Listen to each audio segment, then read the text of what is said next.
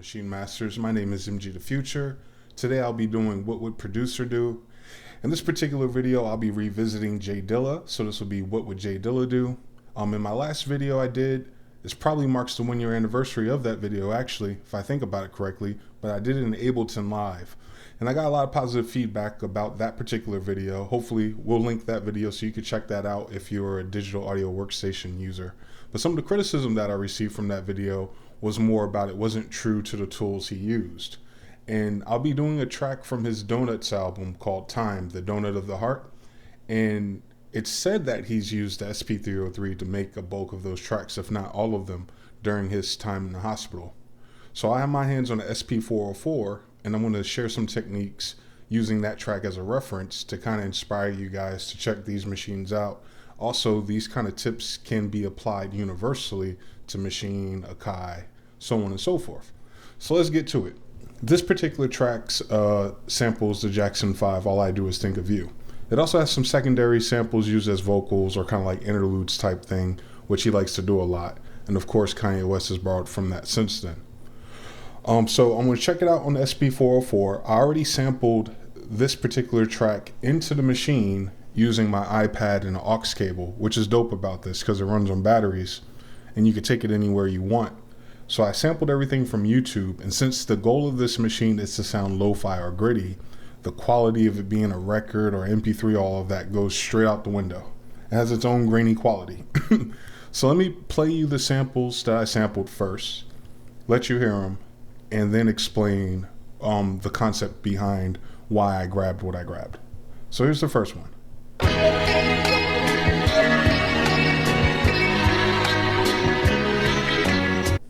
And that's a perfect loop. Then there's this one. And then this lastly.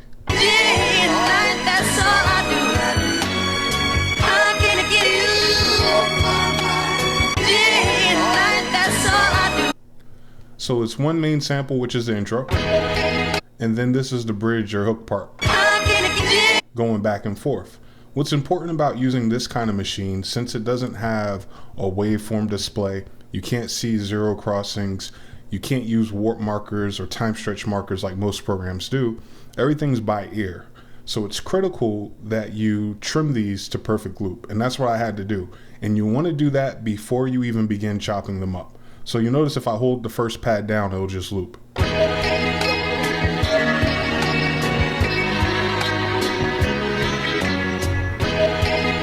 That was the loop.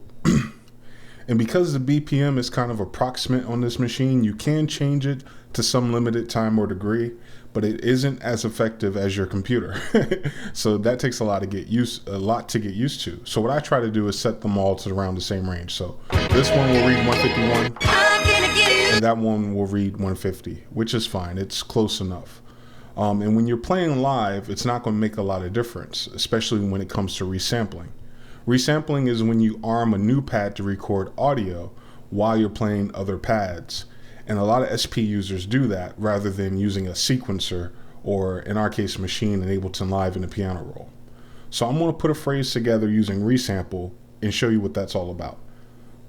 So hit resample, record, choose an empty pad, number 5, hit record again, and it's going to wait for me to play. And then it's going to start recording. And what I want to do is record a phrase long enough to catch a perfect loop. So this is how the song goes.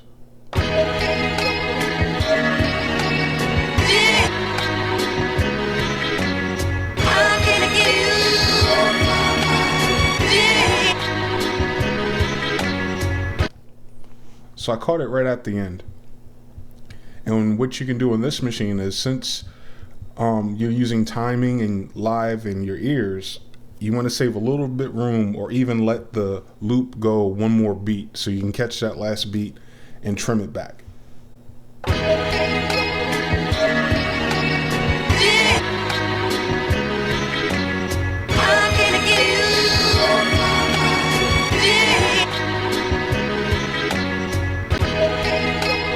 So it's decent. It skips a little bit because that kick is off. So you could trim it And that's the part where it gets tricky, because you only get 30-step intervals when you're trimming it. And there's really no way of telling what that means. So you have to keep trimming it down -30, mark it, then trim it down -30 again. It gets tiresome, but eventually you'll get a perfect loop if you keep adjusting the end knob back -30 steps. So now that I have that mark and it loops perfectly, I can hit delete to delete the mark, so it's only that piece. And that turns on the truncate feature. And I can just let it play.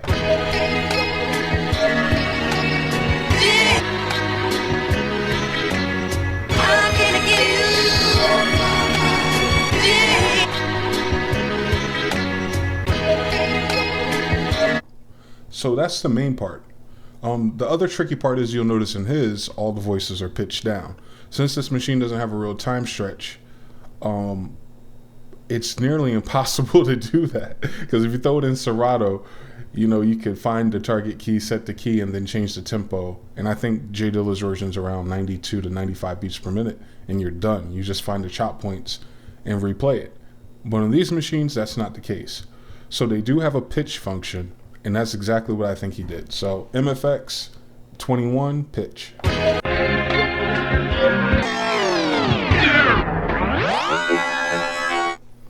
Very grainy pitch. It's on Ableton Live, it's similar to grain mode or beat mode, even if you abuse it. But that's the beauty of this machine, especially in a lo-fi context. When you turn the grains or turn the pitch down, that's the sound everyone's going for.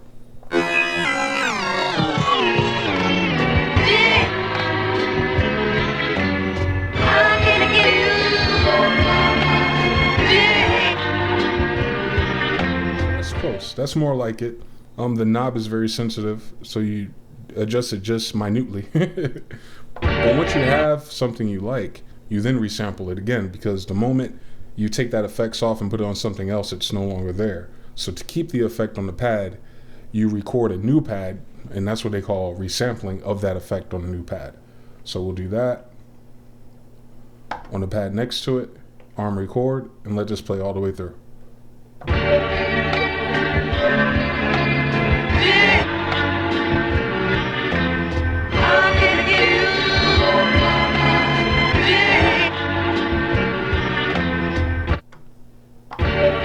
So now this new pad is with the pitch. And you could try to edit the beats for me.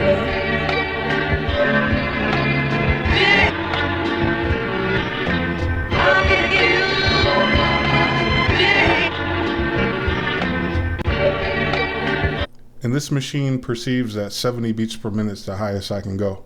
So I have to resample it again and turn it up again. But we want to fix that ending as usual. -30 increments.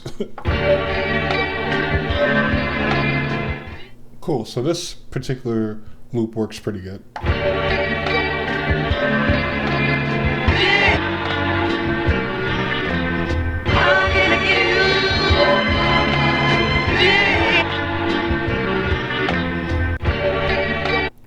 Alright, and then just delete that, which will get rid of the truncation. I'll take gate off real quick to let it loop. And the reason I'm gonna do this is because I want to know what the tempo is, so I can set the pad to it. So I use tap tempo on the computer, or you can use like your phone or iPad.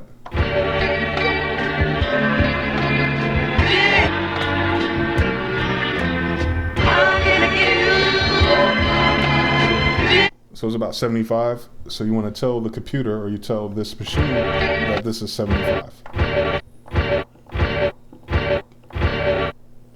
It doesn't let me go that high. So the highest it'll let me go is 143. It's close.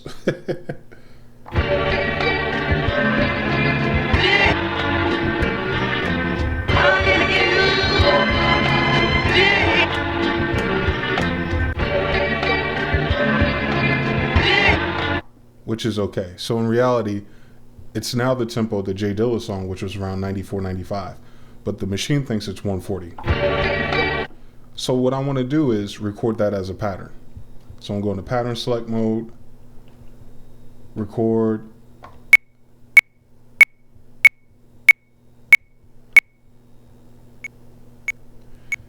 and I want to change the length to about 4 bars because that's how long it is. Quantize, I'll turn it on. This machine's real slick. It'll turn quantize off when it feels like it. And beats per minute, 94 is what I got.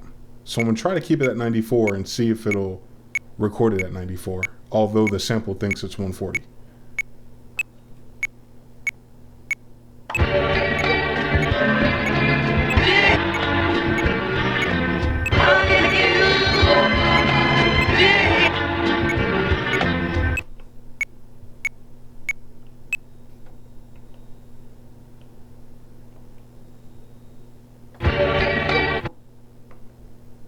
And let's play it back.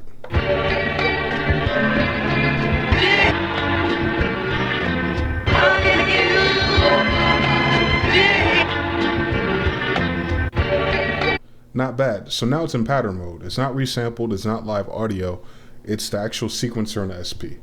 It has a decent swing on it by itself. You can't adjust swing or quantize after you record something, or you can't adjust swing at all, and you can't quantize after something's recorded.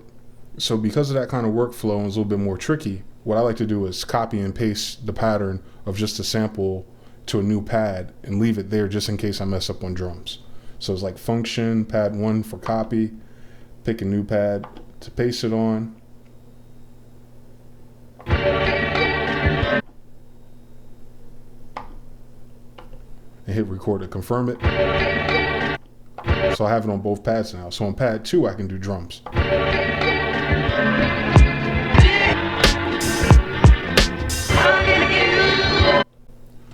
So I'll do that. I'll record on over pad 2, which is going to keep the sample and allow me to add something to it.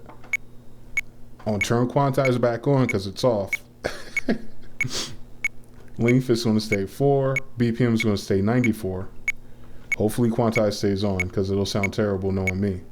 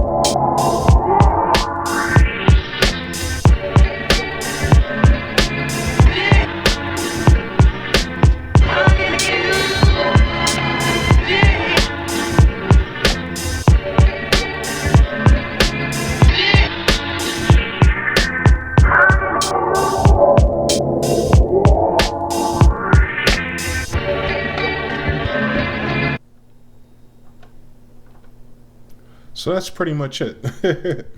That's a resampling and pattern arrangement on SP404SX, paying a little homage to Jay Dilla, who pretty much gave life to all of these machines, which is, he's the biggest reason that anyone has this machine or the older version, the 303. Him, Madlib, and others have brought this thing to life. It's kind of like the poor man's SP1200.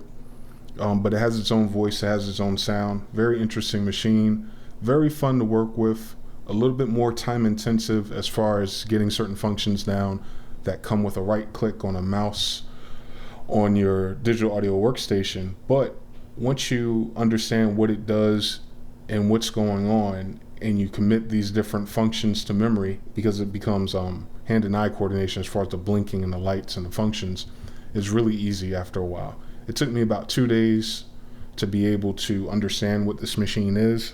I know there's a whole lot more hidden under it because there's a lot of secret functions, but as far as opening the box, loading samples in it, recording samples, trimming, making loops, making patterns, it'll take you just one Saturday evening.